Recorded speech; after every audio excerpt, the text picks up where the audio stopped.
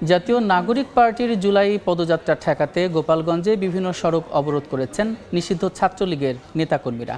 পুলিশের গাড়িতে আগুন দেওয়ার পাশাপাশি ভাঙচুর করা হচ্ছে ইউনোর গাড়ি। সকালে জেলা সদরের উলপুরে পুলিশের গাড়িতে হামলা, ভাঙচুর ও আগুন দিয়েছে দুর্বৃত্তরা। আহত হয়েছেন ৩ পুলিশ সদস্য।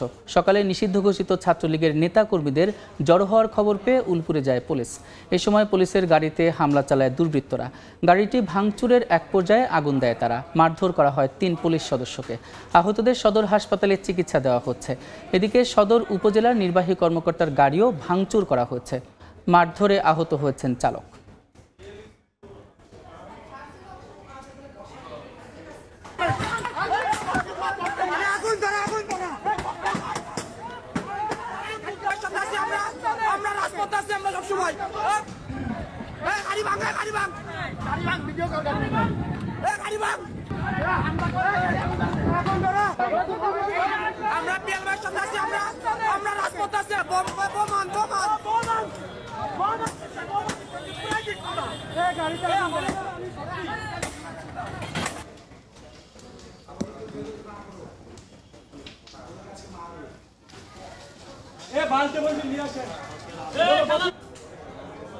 এই মুহূর্তে গোপালগঞ্জের টাউন রোড পৌর পার্কে আছেন রিপোর্টার আলামিন তুষার। সরাসরি যাচ্ছে তার কাছে। তুষার, বৃষ্টি চলে আসার কারণে যারা আসলে এখানে আশেপাশে ছিলেন তারা আসলে স্টেজে আসলে যেহেতু ছাউনি আছে সেখানে আসলে অবস্থান নিয়েছেন। যদিও এখানে এর আগে কিছু বেশ মানুষজন কিন্তু আসলে এখানে অবস্থান করছিলেন এবং আমরা অল্প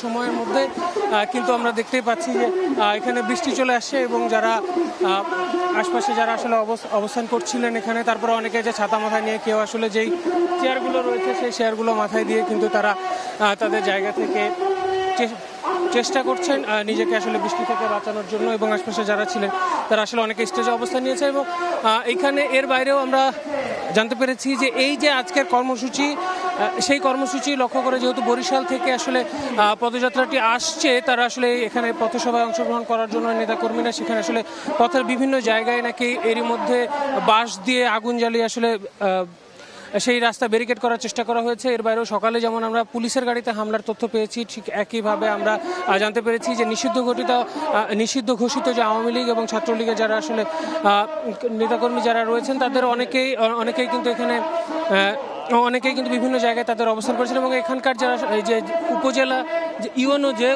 ইউনোর যে যিনি ইউনো, তিনি কিন্তু আসলে উপজেলার যে সদর উপজেলার ইউনো, তিনি কিন্তু আসলে তার গাড়ি বহরে কিন্তু হামলা হয়েছে। তিনি যদি আহত হননি, তবে তার যিনি আসলে গাড়ি চালক রয়েছেন তিনি আহত হয়েছেন এমন তথ্য কিন্তু আমরা পেয়েছি এখনো। এবং সদর উপজেলায় এবং আরেকটি অংশে যেমনটা পুলিশ সদস্যদের গাড়িতে যে হামলা হয়েছিল এবং আগুনের ঘটনা হয়েছিল, সেখানে কিন্তু 3 জন মতো পুলিশ সদস্য আহত হন এবং তাদের 3 জনকে কিন্তু সদর হাসপাতালে কিন্তু ভর্তি করা হয়েছে। এবং এখানে কিন্তু দর্শক নিশ্চয়ই আপনারা স্লোগান শুনতে পাচ্ছেন এবং যারা এখানে নেতাকর্মীরা রয়েছেন তারা আসছেন। এবং আজকে যেহেতু 16 তারিখ অর্থাৎ জুলাই শহীদ দিবস হিসেবে এই দিনকে ঘোষণা করা হয়েছে, সেই জায়গা থেকে যারা আসলে শহীদ পরিবারের সদস্য এবং আহত পরিবারের সদস্য রয়েছেন তাদেরকে কিন্তু এখানে গুরুত্ব আরোপ করা হয়েছে তাদেরকে, এবং তারা অনেকেই কিন্তু এখানে অবস্থান নিয়েছেন এবং এখানে এসেছেন এবং বৃষ্টি মাথায় করেই কিন্তু তারা আসলে তাদের যে অবস্থান সেই অবস্থান কিন্তু তারা আসলে তাদের অবস্থান এখানে কিন্তু দেখিয়েছেন। এবং যারা আসলে পুলিশ সদস্য এবং আইন শৃঙ্খলা বাহিনীর সদস্য, যেহেতু ওখানে 2 জায়গায় 2টি আসলে এমন ধরনের ঘটনা আমরা শুনতে পেয়েছি, দুটি অপ্রীতিকর ঘটনা আমরা জানতে পেরেছি, সেই জায়গা থেকে এখানকার যে পরিস্থিতি সেখানে কিন্তু আলাদা করে বেশি অর্থাৎ আইন শৃঙ্খলা রক্ষা বাহিনীর সদস্যদের কিন্তু মোতায়েন করা হয়েছে এবং তারা তাদের দায়িত্ব পালন করছেন। আর্ম পুলিশের সদস্যরা রয়েছেন এবং জেলা পুলিশের সদস্যরাও কিন্তু রয়েছেন। তো এই ছিল এখনো পর্যন্ত, যদিও 12টার সময় আসলে তাদের আসার কথা ছিল, তো সেটা জায়গা থেকে আসলে তারা আসলে কয়টা নাগাদ পৌঁছায় সেই তথ্য আসলে পরবর্তীতে আমরা আপনাদেরকে জানাতে পারবো। দর্শক, তো এই ছিল এখন পর্যন্ত আমার কাছে। গোপালগঞ্জ থেকে যুক্ত ছিলেন সহকর্মী আলামিন তুষার।